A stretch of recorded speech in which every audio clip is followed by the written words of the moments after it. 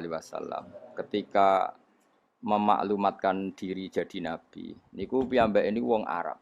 Arab niku tiyang Mekah. Wong Mekah niku terkenal ummiyah. Ummiyah niku goblok-goblok, tidak terpelajar. Sehingga itu menjadi masalah besar bagaimana mungkin seorang nabi Sayyidul Awwalin wal Akhirin kemudian dari daerah yang sangat minus pendidikan apa? Minus pendidikan. Sehingga ketika Nabi memaklumatkan jadi Nabi itu orang pertama protes itu orang Yahudi. Makanya masyhur, andai kan Muhammad itu Nabi dan ada Nabi akhir zaman, pastilah kita. Cara pikiran Yahudi pastilah kita. Karena orang Yahudi kita tahu Yahuda bin Yakub bin Ishak bin Ibrahim. Eling-eling napa? Yahuda bin Yakub bin Ishak bin Ibrahim. Nah Yahuda niki dulur barpe Nabi Yusuf. Sinten? Dulur barpe Nabi Yusuf. Sehingga secara nasab itu terus dimasalahkan Nabi. Nah, karena Nabi itu dimasalahkan, delalah kersane pangeran, mbah-mbah Nabi itu punya tradisi yang menunjukkan bahwa beliau itu tidak pernah bohong. Misalnya yang paling dekat kita tahu adalah Muhammad bin Abdullah bin Abdul Muthalib. Abdul Muthalib ini orang yang suka tawaf ning Ka'bah. Suka tawaf di Ka'bah, kemudian ada pintu di Mekah namanya Babu Syaibah, apa? Babu Syaibah atau Babu Bani Syaibah. Terus sampai tok wau Ilyas. Ilyas itu wahwa awaluman ahdal budna ilar rihabil haramiyah. Ada tradisi memberi hadiah ke Ka'bah. Singkat cerita, Imam Barjanji ini termasuk Sayyid Al-Husaini, Imam Barjanji itu namanya Ja'far bin Hasan Al-Barjanji ini.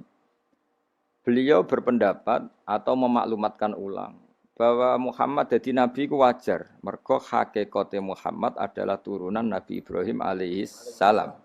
Berarti sama dengan klaim mereka kalau mereka mintoriki Ishak, ya nabi-nabi kayak Nabi Yusuf kan mintoriki Ishak. Berarti kan Yusuf bin Yakub bin Ishak bin Ibrahim.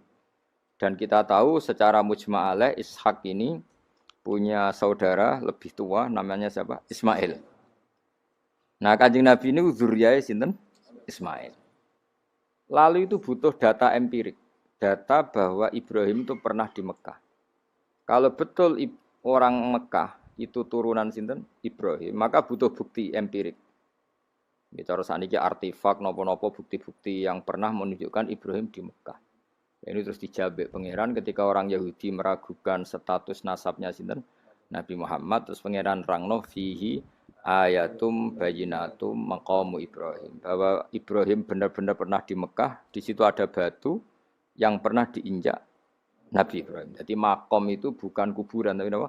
Sesuatu yang pernah didomisali, ya, atau pernah diinjak. Jadi malah mereka darani makom Ibrahim niku batu yang diinjak Nabi Ibrahim ketika bangun apa? Ka'bah. Ya karena mukjizat terus bekas. Dan bekas itu mulai dulu orang yakin dan pasti itu sisa atau bekas kakinya Nabi Ibrahim. Lana Ibrahim nate urip teng Mekah karena sampai bangun Ka'bah. Apalagi dulu bangunnya pasti lama. Berarti mungkin sekali Ibrahim meninggalkan dzurriyyahnya di Mekah.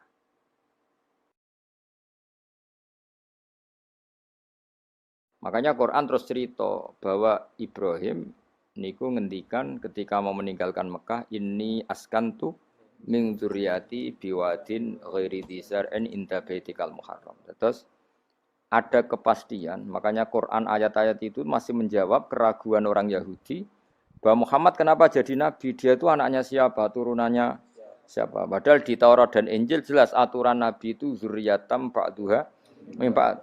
Enggak boleh. Nabi turunannya Parlan itu tidak boleh. Turunannya Karmen itu tidak boleh. Ribet. Apa? Ribet.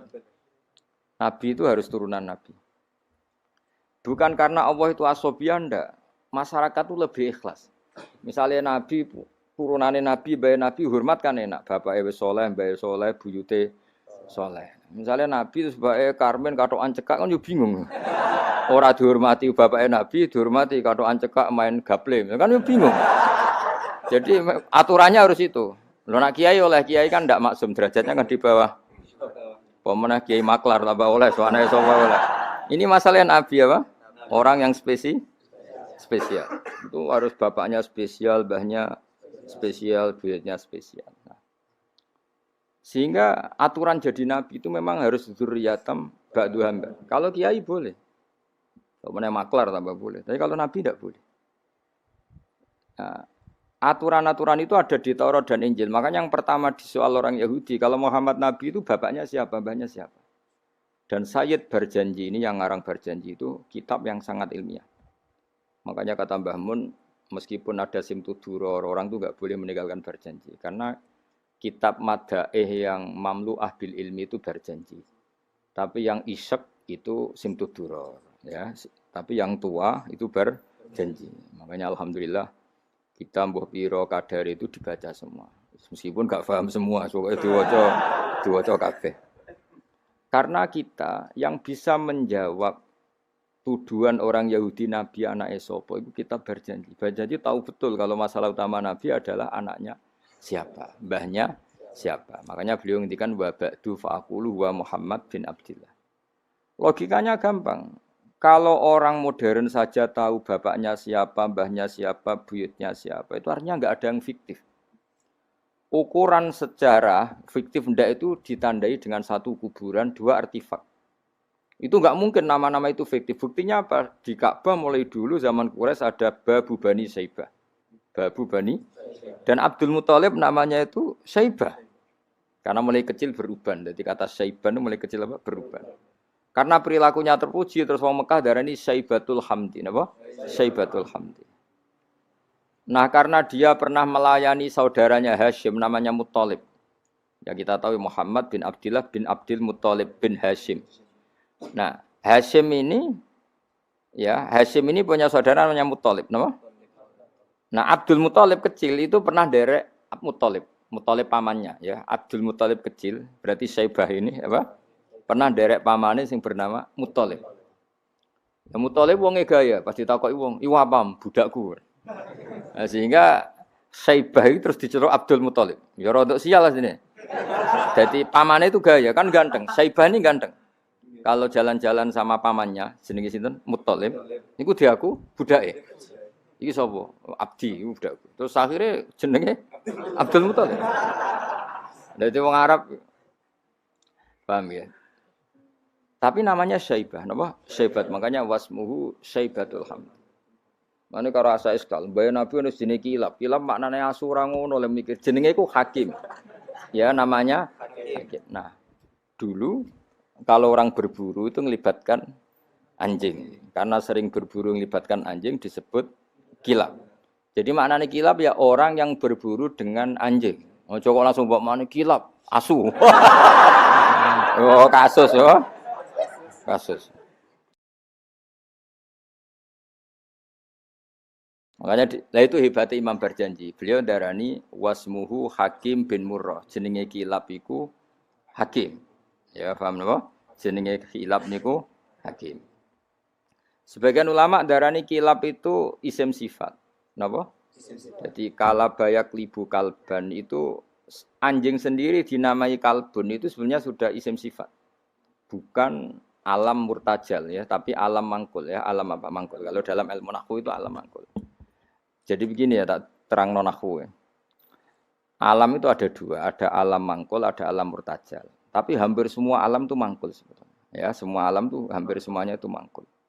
Mangkul itu satu nama yang diambil dari satu makna dalam kosakata, napa?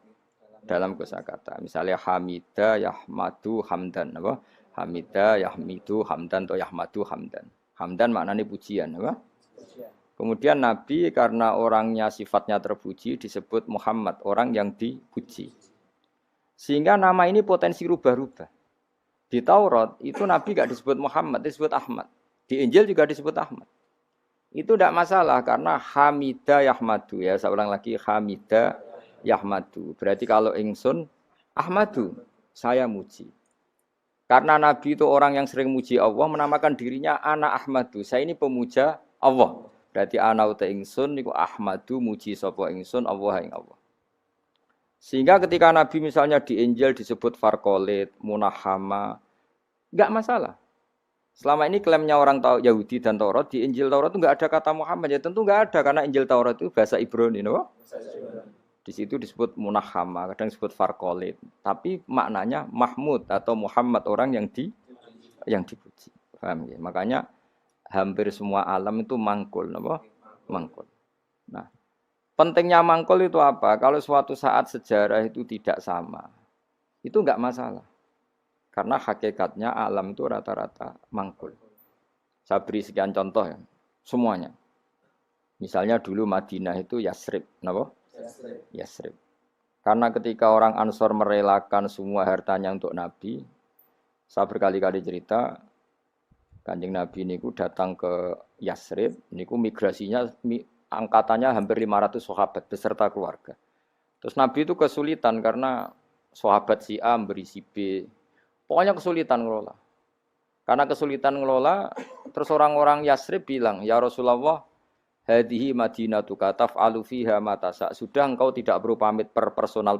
Misalnya Nabi mau titip Abdurrahman bin Auf dititip no si A, yang Abu Bakar dititipkan si B, yang Umar dititipkan si C. Kan kesulitan Nabi. Karena Nabi harus mikir yang punya tanah siapa, harus pamit kepada siapa, karena semuanya pendatang.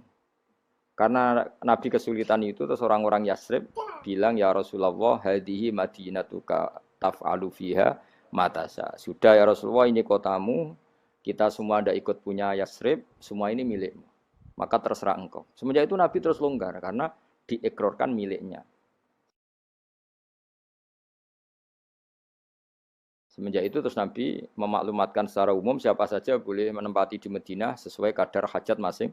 Nah, semenjak itu diarani Madinatu Rasulullah Shallallahu Alaihi Wasallam. Jadi hampir semua kota itu pasti mangkul. Sehingga ketika kitab Taurat, Injil menamakan itu enggak persis, itu enggak masalah. Misalnya Quran yang paling masyhur, sumya bil Quran ya li annahu makru, karena dibaca, maka sumya Quranan. Qara'a yaqra'u Quranan. Tapi Quran juga dikatakan kitab, wal kitabil mubin, karena bentuknya mushaf itu maktub, ada yang ditulis. Artinya melibatkan kitabah, tulisan, maka sumya kitaban. Sebagian disebut lagi Quran itu namanya apa? Mushaf, apa? Karena mushaf itu dari kata sohifah, ada lampiran, melibatkan kertas. Maka disebut yatslu suhufam mutohar. Paham ya? Makanya suhufi Ibrahim wa Musa. Jadi melihat itu melibatkan lampiran, sohifah disebut mushaf. Melihat itu dibaca disebut Quran. Melihat itu melibatkan tulisan disebut kitab. Melihat konsepnya adalah al-fariq bainal haqqi wa bainal batil disebut furqan, pemisah. Melihat fungsinya cahaya disebut nur. Melihat fungsinya Quran menghidupkan jiwa-jiwa yang mati disebut ruh. Wa kadzalika auhayna ilaika ruham min amrina. Sehingga berdipastikan sebenarnya semua nama itu rata-rata itu mangkul, apa? Mangkul. Makanya Nabi sering ngendikan, saya ini punya sekian nama. Itu beliau menyebut ana Muhammad, wa ana Ahmad. Termasuk beliau menyebut wa anal mahi. Saya ini pelebur, penghilang. Yamhu bi al-kufra, dengan saya kekafiran menjadi hilang. Wa anal aqib, saya ini penutup karena saya adalah penutup para nabi. Wa anal hasyir, saya ini hasyir, penggiring. Karena nanti semua para nabi digiring di bawah benderaku. Jadi nabi juga punya sekian nama dan semua itu menunjukkan alam apa? Mangkul. Ya, alam apa? Mangkul. Nah sekarang asmani babai nabi itu jelas gak fiktif karena tadi orang Arab tahu semua. Semua orang kafir pun tahu. Kalau di Mekah ada Babu Bani Syaibah. Pasti ada orang bernama Syaibah karena ada Bani Syaibah, turunannya Syaibah. Dan itu siapa? Abdul Muttalib. Dan itu siapa? Abdullah. Itu siapa? Muhammad. Dan itu butuh bukti artefak. Makanya terus Allah menjawab fihi ayatum bayi.